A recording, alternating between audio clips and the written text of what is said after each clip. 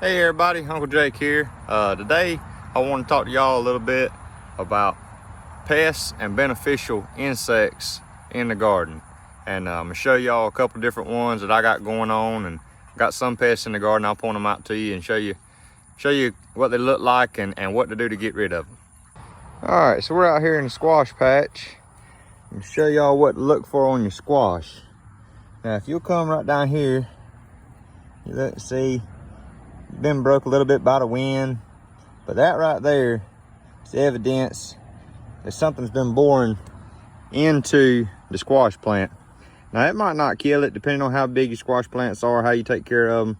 You know, I'll come through and I'll cut some more of those leaves out. I try to keep about anywhere from a quarter to half the leaves cut out of mine. It increases your airflow.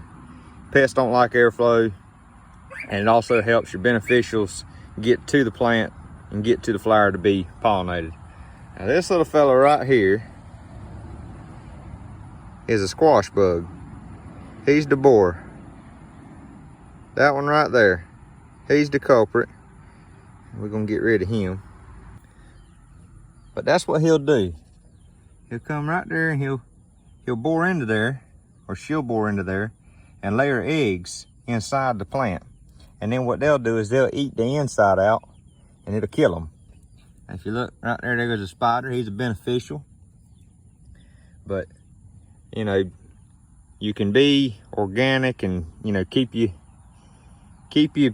leaves cut off to keep the airflow out. That's about the best thing you can do for them. You can always add some BT if you want to go the organic route. Otherwise, you go to the garden store, get you some 7 Dust, pour on them, and that'll take care of them too. The downfall to 7 Dust is it will kill honeybees, other pollinators, and all your beneficials. It's non-selective, so you know, just keep that in mind. Be careful about it. If you are going to use 7 Dust, I do recommend you wait till late in the evening, or you know, come out at night and do it.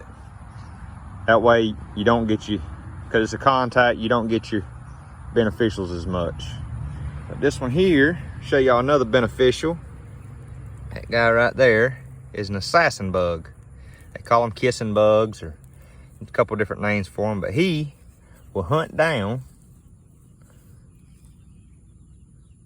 the larvae and grubs of other bugs, smaller bugs, and he'll eat them. So they're a good guy to have around. If you see them, don't be too worried about them. Don't get them confused with a stink bug. There's one of the stink bugs there. So he's a pest. He's gonna eat on your fruit and vegetables and anything else he can. All right, so come over here to tomato plants, looking at them, and they're loaded down with tomatoes and everything's looking good. And you got to be real careful. You got to look for these little guys right here.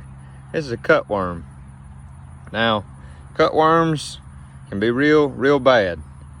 On younger plants, they can cut them off at the base and tear them right out, and they'll be dead. As your plant matures, like this one here, they'll climb up it, chew off entire limbs, or start chewing on the fruit itself, or, you know, in this case, the tomatoes. But like I said, there they are. They won't bite you, they won't hurt you, but they will tear up your plants. Cutworms live in the ground during the day when it's hot, and they come out in the early mornings or evenings and at night and do all their damage. So just remember that your worms your caterpillars and worms are going to do the majority of their damage at night under the safety of darkness, where they can't be seen by birds and other predators to them. So, and you see how fat he is. They can really do some damage in the night. And for all my cutworms, hornworms, anything like that, I'll show y'all a picture of a hornworm. I couldn't find any more, but I found one the other day before I started making the video. But I did take a picture of it. But for all my caterpillars and worms, this is the best way to take care of them to me.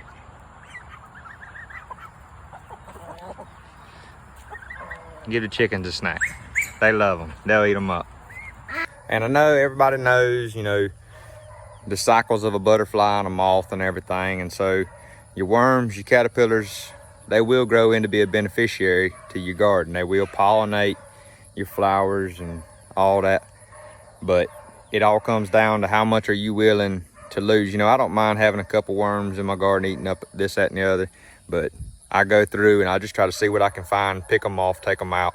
You know, some are still gonna go to maturity and become butterflies and moths, but I just don't like them eating my tomatoes. I'd rather eat my tomatoes and have them eat them. All right, let's talk about aphids and other little small bugs. I think y'all can see some right here, but you know, some bees flying around. But like I said, most of your pests will not like airflow. As you can see, I'm opening it up. They're trying to find cover because they're afraid something will eat them. So if you can keep airflow going through your plants, you know, I'll come through and I'm gonna cut, like I said, about half of the leaves off of this eggplant here, and it'll be fine. And that'll increase my airflow, increase my chances of pollination, and decrease those little boogers there, because something will come through and get them, or they'll just move right along. Like I said, it's one reason why I don't like using 7 dust during the daytime, is because that's a native pollinator right there. And then of course everybody knows that I have honeybees, so you know that goes back to, if I take out a couple worms or something, you know, they don't make it to moth, that's all right, because, well, I've got honeybees. I got plenty of pollination going on out here. But just some things to look at and think of while you're in your garden. You know, be mindful. All right, there's another pest there. These guys here, they're in the stink bug family. They will eat everything. They'll make a tomato rot, and as you can see, they're paired up, they're breeding. So there's gonna be plenty of little ones. But this is on an okra plant here. You know, a squash beetle there. That's all right. It helps to be organic. It's not always the most efficient way. There's plenty of pesticides and chemicals out there that will work very effective. But in my personal opinion, you got to use a mixture of the two. You got to be conscious about, you know, do you want to spray or treat with a chemical, or do you want to try to be organic? But both of those is not the answer. If you use one way or the other, it'll never be 100% correct. Like I said, it's all personal opinion. Just use your best management practices. You know, use what you got, it'll work, and just go from there. Just have fun.